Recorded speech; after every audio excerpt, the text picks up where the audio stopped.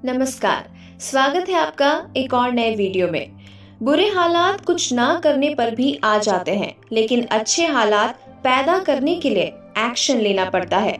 आज हम हिंदू धर्म के कई महान ग्रंथों में से एक श्रीमद् भगवत गीता में दिए गए लाइफ लेसन्स के बारे में बात करेंगे। ये लेसन्स हमें जीवन जीने का तरीका बताते हैं, क्योंकि जो प्रश्न उस समय अर्जुन ने पूछे थे वो सिर्फ उस समय के लिए ही मायने नहीं रखते थे, बल्कि ये प्रश्न और समस्याएं हमें आज के जमाने में भी सताते रहते हैं।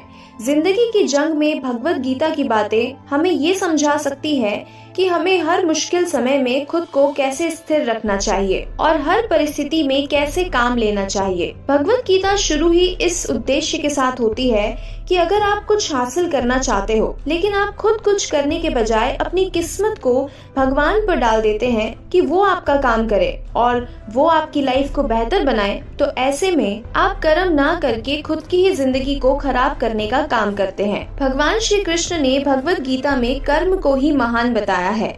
यहाँ तक कि कृष्ण का संपूर्ण जीवन हमें कर्म की महत्ता ही बताता है। कृष्ण कहते हैं कि किसी भी काम को करने के लिए उसकी प्लानिंग आपको जरूर करनी चाहिए, उस पर विचार विमर्श जरूर करना चाहिए, पर ऐसा ना हो कि आप बस उस कार्य के बारे में सोचते ही रह जाए और जब एक्शन लेने की बारी आए तो आप अपने कदम पीछे कर ले, जैसा कि अर्जुन ने किया था।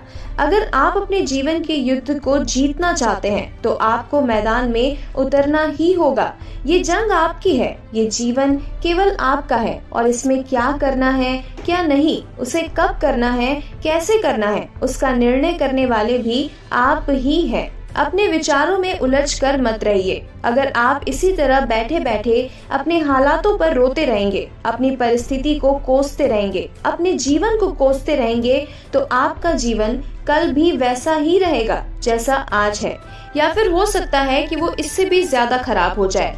अपने जीवन की बागडोर अपने हाथ में लीजिए, इसे केवल आप बदल सकते हैं। आप स्वयं अपने भाग्य का निर्माण कर सकते हैं, बस जरूरत है तो आपकी सोच को अमल में लाने की।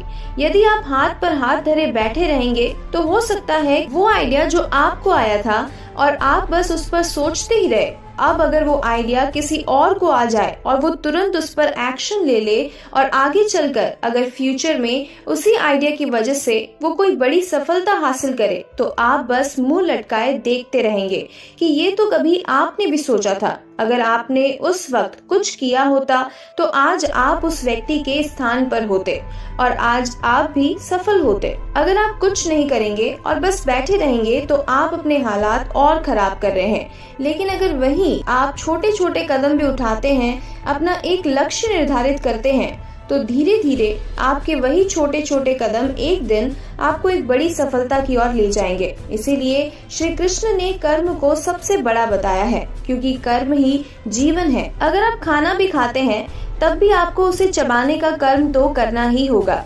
अगर आप बस बैठे रहते हैं तो आप गंदे होने लगेंगे, लेकिन अगर आपको खुद को साफ रखना है तो भी आपको नहाने का कर्म तो करना ही होगा।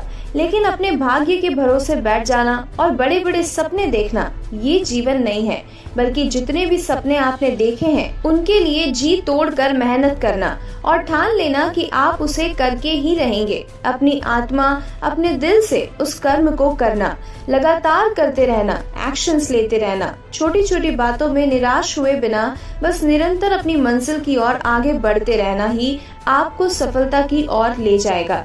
और ये सब होगा आपके कर्म करने से। सही दिशा में सही कर्म करना ही आपके जीवन को महान और सफल बनाता है।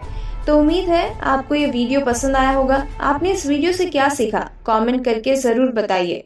तो मिलते हैं ऐसे ही और भी ज्ञान भरी बातों के साथ। तब तक के लिए जीवन की इस खूबसूरत किताब को पढ़ना जारी रखिएगा।